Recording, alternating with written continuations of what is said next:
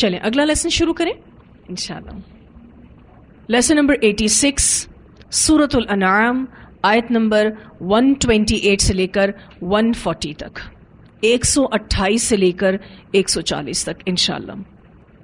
پچھلی آیات میں مومنوں کے لیے انعام اور اکرام کا بیان ہوا. اب اللہ تعالیٰ اس آیت میں کافر جن اور انسان کا حال بیان کر رہے ہیں.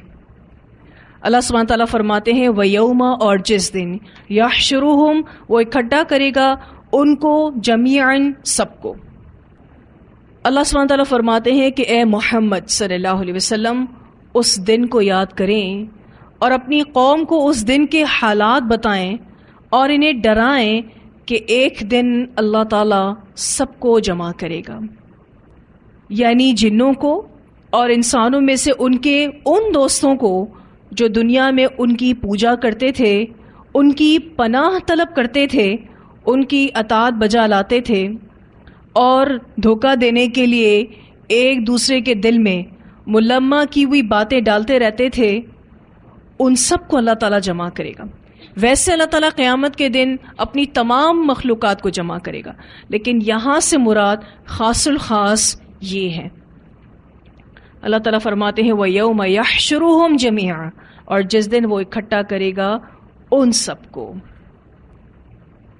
تو کہے گا، یہاں پر یقول کا لفظ محذوف ہے. ان سب کو جمع کر کر اللہ تعالیٰ کہے گا یا معشر الجنی، اے جنوں کے گروہ. معشر کا جو لفظ ہے عین شین را سے ہے. عشر 10 کو کہتے ہیں، اور 10 کا لفظ کثرت کی علامت ہے، یعنی 10 کی تعداد میں لوگ گروہ بن جاتے ہیں. اللہ تعالیٰ ان سب سے کہے گا یا معشر الجنی، اے جنوں کے گروہ، قد استکثرتم، تحقیق بہت زیادہ لیا تم نے. استکثرتم کا جو لفظ ہے کثرہ سے ہے، لفظی معنی زیادہ لینا، مراد اپنا پیروکار بنا لینا، گمراہ کر لینا. ٹھیک ہے، لفظی معنی کیا ہے؟ زیادہ لینا، کیونکہ لفظ کثرت سے ہے نا، لیکن مرادی معنی ہے اپنا پیروکار بنا لینا، گمراہ کر لینا. من الانس، انسانوں میں سے. اے جنوں کے گروہ، تحقیق بہت زیادہ لے لیا تم نے انسانوں میں سے، یعنی جنوں نے بہت بڑی تعداد میں انسانوں کو اپنا پیروکار بنا لیا، ان کو گمراہ کر لیا. وقال، اور کہیں گے اولیاؤہم، ان کے سرپرست، من الانسی، انسانوں میں سے،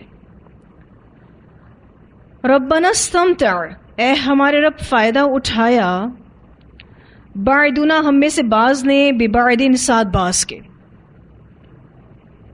اور انسانوں میں سے ان کے دوست کہیں گے کہ اے ہمارے رب، ہمارے بعض نے بعض سے فائدہ اٹھایا. یہ بات وہ بطور معذرت ذکر کریں گے.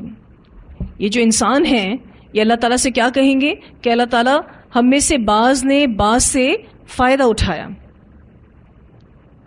وَبَلَغْنَا، اور پہنچی ہم، اجلنا، اپنی مدت کو. اجلنا سے مراد قیامت کا دن بھی ہے، یعنی قیامت کا دن آ گیا، اور اجلنا سے مراد موت کا دن بھی ہے کہ ہماری موت کا دن آ گیا.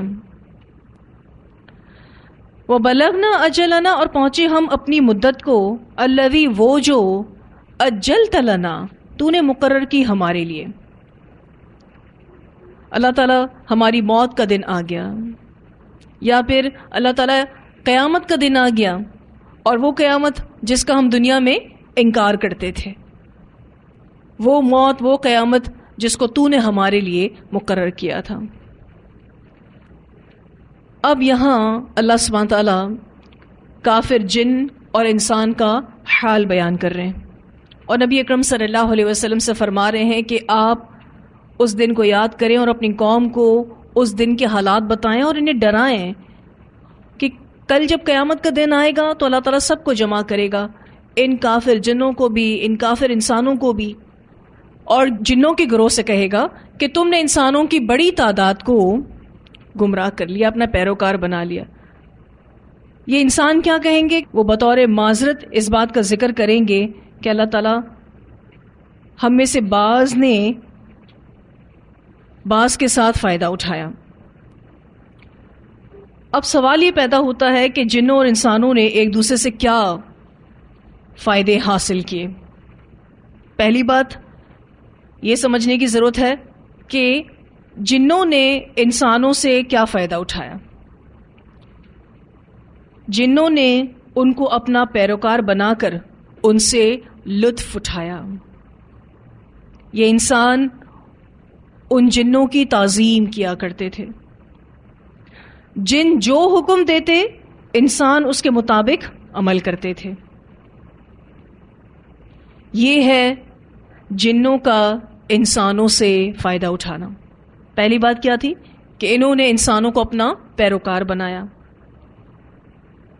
اور انسانوں نے ان کی تعظیم کی، ان کی اطاعت کی، تو جنوں کو اچھا لگتا تھا. اسی وجہ سے آپ کو پتا ہے جن زیادہ سرکش ہوئے. پھر یہ کہ انسانوں کا جنوں سے فائدہ اٹھانا، یعنی انسانوں نے بھی جنوں سے فائدہ اٹھایا. اس میں پہلا معنی یہ آتا ہے کہ شیطانوں نے گناہوں کو ان کے لیے خوبصورت بنا دیا. کن کے لیے؟ انسانوں کے لیے، جسے انسانوں نے قبول کیا اور گناہوں کی لذت میں پھنسے رہے. یعنی گناہ کیے اور طرح طرح کے برے کام ان سے سیکھے. پھر یہ کہ جادو اور کہانت میں انسانوں نے جنوں سے مدد لی. پھر اسی طرح سے غیب دانی کے دعووں کے لیے انسان شیاطین سے مدد لیتے تھے. پھر یہ کہ کسی وادی میں اترتے، یہ انسان جب کسی وادی میں اترتے تو کسی بڑے سردار جن کی پناہ لیتے تھے. تو یہ ہے انسانوں کا جنوں سے فائدہ اٹھانا. ٹھیک ہے، تو جنوں نے بھی انسانوں سے فائدہ اٹھایا اور انسانوں نے بھی جنوں سے فائدہ اٹھایا. اور اسی بات کا ذکر یہاں انسان کر رہے ہیں. وَقَالَ أَوْلِيَاؤُهُمْ مِنَ الْإِنسِ رَبَّنَا اسْتَمْتَعَ بَعْضُنَا بِبَعْضٍ، اور کہیں گے ان کے سرپرست انسانوں میں سے، اے ہمارے رب فائدہ اٹھایا ہم میں سے بعض نے ساتھ بعض کے. یعنی انسان اقرار کر لے گا کہ ہم نے جنوں سے فائدہ اٹھایا اور جنوں نے بھی ہم سے فائدہ اٹھایا. اور یہ اقرار بطور معذرت اور بطور حسرت وہ کریں گے اور کہیں گے کہ اللہ تعالیٰ وہ وقت آ گیا، یعنی موت کا وقت یا قیامت کا دن جو تو نے ہمارے لیے مقرر کیا. اللہ تعالیٰ ان کو جواب دیں گے. قال النار، وہ فرمائے گا، یعنی اللہ تعالیٰ فرمائے گا آگ ہے، مثواکم ٹھکانہ تمہارا، خالدین فیہا ہمیشہ رہنے والے ہیں اس میں. اللہ تعالیٰ ان کو کہے گا کہ اب جہنم ہی تمہارا انجام ہے، الا مگر ماشاء اللہ، جو چاہے اللہ. اس حصے کے مفسرین نے کئی معنی کیے ہیں. پہلا معنی، اللہ کے بعد جو ماں ہے، ماں بمانا من ہے، اور من کا ترجمہ ہوتا ہے جن کو. اور یہ معنی ابن عباس نے کیا ہے. ابن عباس کہتے ہیں کہ ہر شخص کا ٹھکانہ جہنم ہے الا یہ کہ جس کو اللہ تعالیٰ اس جہنم سے نکال لے. تو ابن عباس فرماتے ہیں کہ جن لوگوں نے توبہ کر لی اور وہ سزا کے بعد نکال لیے جائیں گے، یعنی جن کو اللہ تعالیٰ چاہے سزا کے بعد نکال لے، اور باقی سب کون ہوں گے؟ خالدین فیہا، ہمیشہ رہنے والے ہیں اس میں، یعنی جہنم میں. تو ابن عباس فرماتے ہیں کہ ماں بمانا من ہے،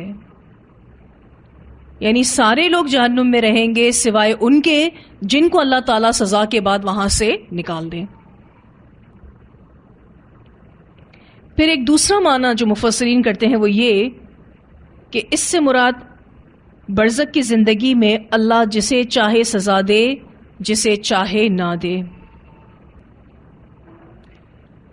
کیونکہ جیسے ہی کوئی برا شخص اس دنیا سے رخصت ہوتا ہے تو اس کی سزا قبر سے ہی شروع ہو جاتی ہے، لیکن الا ماشاء اللہ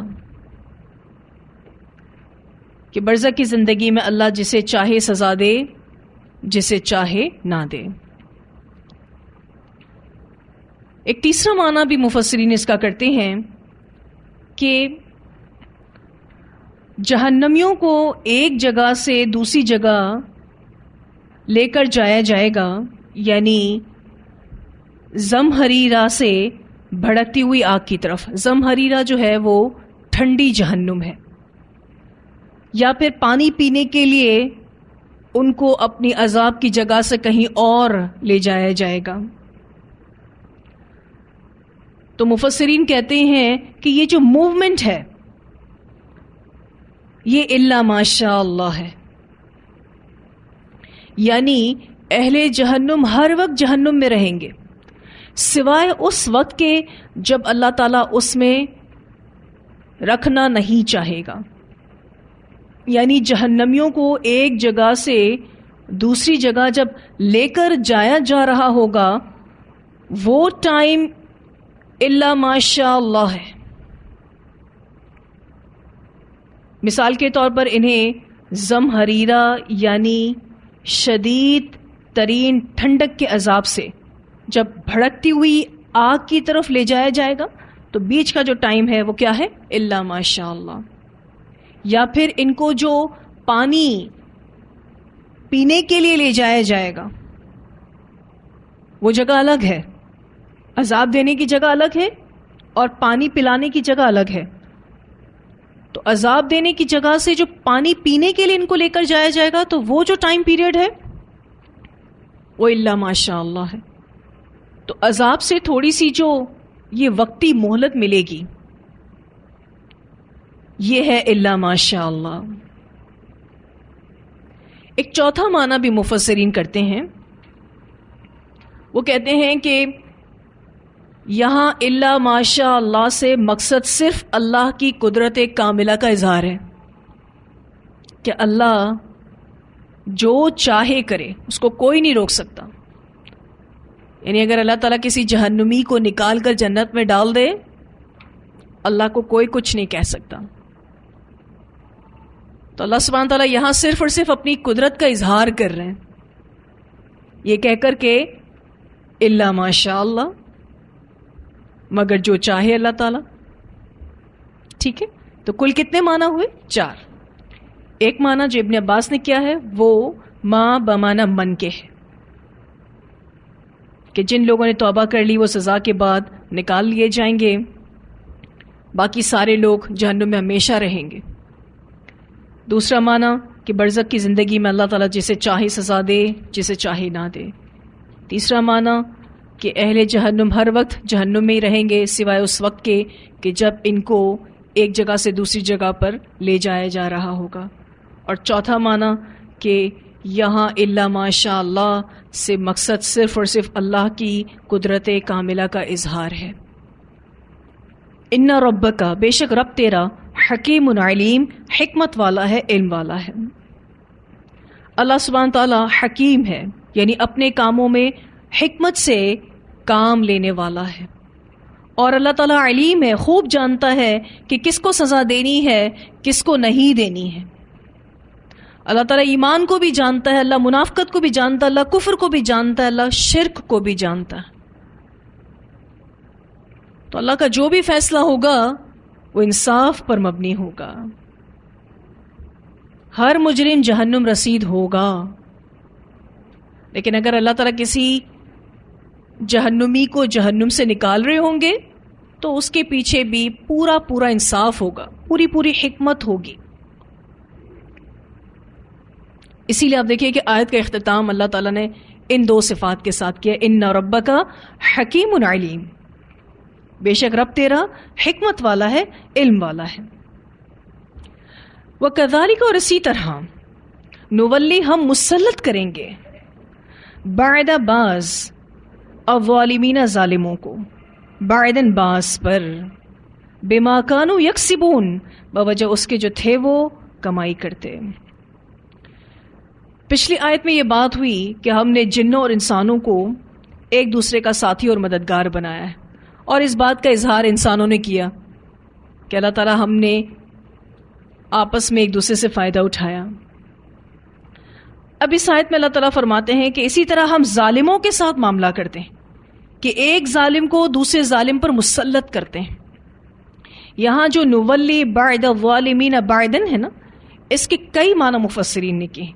پہلا معنی کہ اللہ تعالیٰ دنیا میں بعض ظالموں کو بعض پر مسلط کر دے گا،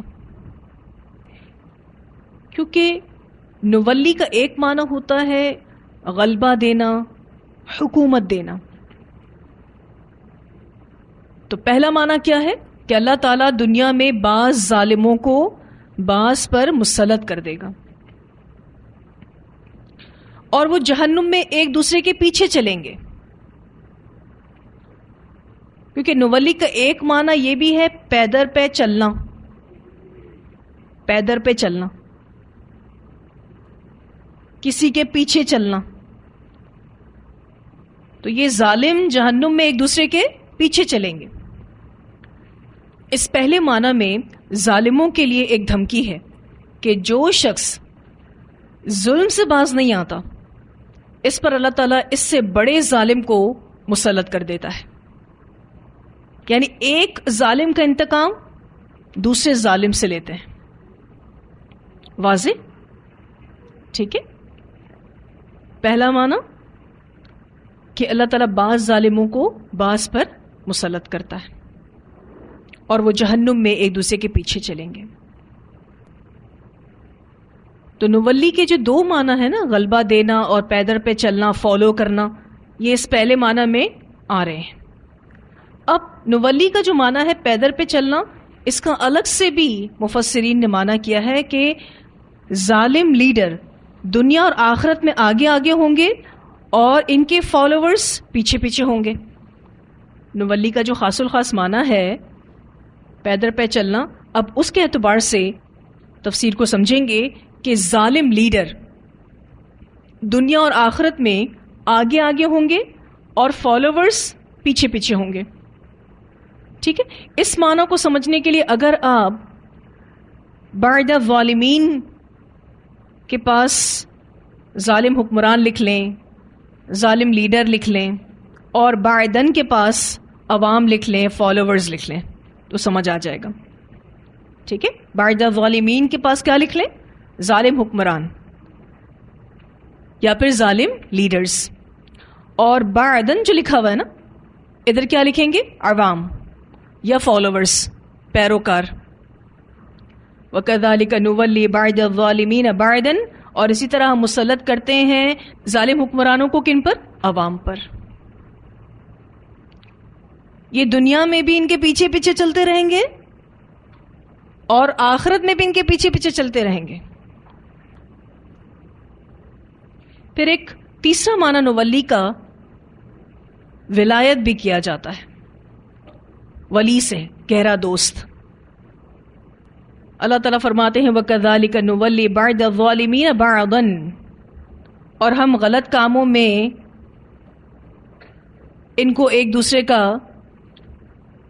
مددگار بناتے ہیں۔ یہ غلط کاموں میں ایک دوسرے کے ساتھ تعاون کرتے ہیں۔ ویسے بھی آپ دیکھیں تو ظالم کو ظالم ہی پسند آتا ہے، برے لوگوں کو برے لوگ ہی اچھے لگتے ہیں۔ تو اللہ تعالیٰ کہتے ہیں یہ آپس میں دوست ہیں، گہرے دوست ہیں، اور یہ دوست ایک دوسرے کو اچھے کاموں میں سپورٹ نہیں کرتے، غلط کاموں میں سپورٹ کرتے ہیں، ساتھ ساتھ رہتے ہیں۔ کیونکہ دوست ساتھ ساتھ رہتے ہیں نا، تو نولی کا معنی ولایت سے گہرا دوست، ساتھ ساتھ رہنے والا، سپورٹ کرنے والا، مددگار، یہ سارے معنی اس میں آتے ہیں۔ ٹھیک ہے، تو تین معنی ہوئے، ایک ظالم کو ظالم پر مسلط کرتا ہے. دوسرا معنی ظالم لیڈر، ظالم حکمران دنیا اور آخرت میں آگے آگے ہوں گے اور ان کے فالوورز اور عوام ان کے پیچھے پیچھے ہوگی. یعنی جیسی عوام ہوگی ویسا حاکم ہوگا، جیسے فالوورز ہوں گے ویسے لیڈرز ہوں گے. تیسرا معنی ولایت سے ہے کہ یہ برے لوگ آپس میں ایک دوسرے کے دوست ہیں.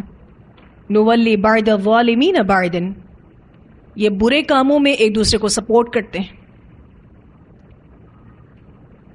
اللہ تعالیٰ یہ سزا کیوں دیتے ہیں؟ اللہ تعالیٰ کہتے ہیں بما کانوا یکسبون، بوجہ اس کے جو تھے وہ کمائی کرتے. کیا کماتے تھے یہ لوگ؟ ظلم، گناہ. اس وجہ سے یہ سزا ان کو ملتی ہے. اس آیت میں ظلم کی سزا جو دنیا میں ملتی ہے اس کا ذکر کیا گیا ہے. پھر اللہ سبحانہ تعالیٰ فرماتے ہیں یا معشر الجنی،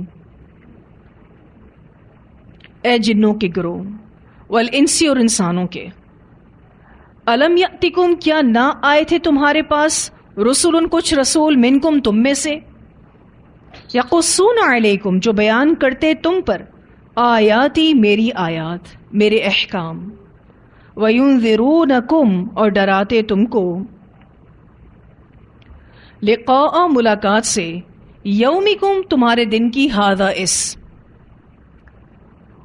اللہ تعالیٰ قیامت کے دن کافر جنوں اور انسانوں کو ڈانٹتے ہوئے فرمائے گا، ان سے یہ سوال کرے گا الم یأتکم رسل منکم، کیا نہ آئے تھے تمہارے پاس کچھ رسول تم میں سے؟ حالانکہ اللہ تعالیٰ کو خوب معلوم ہے کہ رسول ان کے پاس آئے تھے. یہ استفہام تقریری کہلاتا ہے، یعنی ایسا سوالیہ انداز جس میں جواب جملے میں موجود ہو. دیکھا جائے تو اللہ تعالیٰ سوال کر رہے ہیں کہ کیا تمہارے پاس کوئی رسول نہیں آئے تھے؟ کہنا کیا مقصد ہے؟ آئے تھے. اسے استفہام اثباتی بھی کہتے ہیں، ایسا سوال جس میں جواب موجود ہے. تو اللہ سبحانہ تعالیٰ فرماتے ہیں کہ اے جنوں اور انسانوں کی جماعت، کیا تمہارے پاس تم ہی میں سے پیغمبر نہیں آئے تھے؟ یعنی تم میں رسول آتے رہے ہیں. انسان سے پہلے اس زمین پر جن آباد تھے اور ان میں رسول آتے ہوں گے، لیکن جب زمین پر انسانوں کو آباد کیا گیا تو یہ سلسلہ نبوت انسانوں میں ہی مختص کر دیا گیا. جب انسان اس زمین پر بس گئے تو سلسلہ نبوت انسانوں کے لیے مختص کر دیا گیا. کیوں؟ کیونکہ انسان اشرف المخلوقات ہیں. پھر جنوں میں کوئی رسول نہیں آتا تھا، اور سورہ احقاف اور سورہ جن میں نبی اکرم صلی اللہ علیہ وسلم کا جنوں کے لیے رسول ہونا ثابت ہے کہ آپ صلی اللہ علیہ وسلم صرف انسانوں کی طرف نہیں بھیجے گئے بلکہ جنوں کی طرف بھی بھیجے گئے.